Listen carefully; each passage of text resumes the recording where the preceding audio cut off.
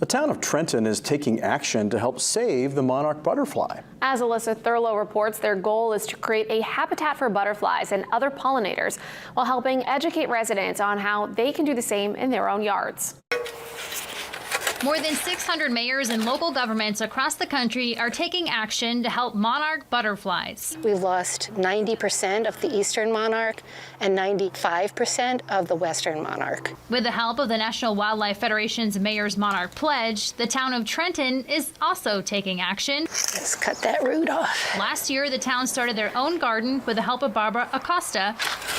She's the coordinator of Trenton Butterfly Gardens. It used to be that I gardened for me and my family.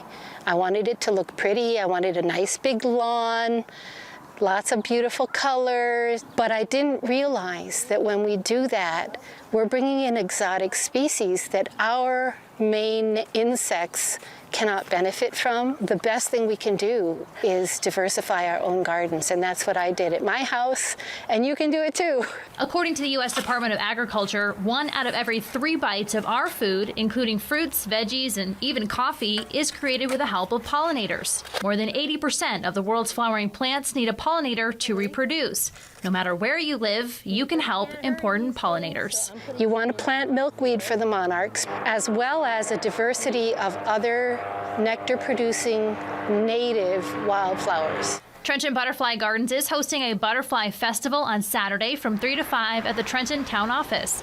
There will be a parade, children's activities, and live monarch butterflies. Participants are encouraged to come dressed in their best pollinator costumes. The Butterfly Festival will be fun and educational. You'll get to learn about butterflies, bees, and other pollinators and how you can create a welcome habitat for them in your own yard. It's absolutely free. We'll also have a limited number of bee headbands if you forget your costume, so first come, first served. Alyssa Thurlow, WABI TV5 News, Trenton.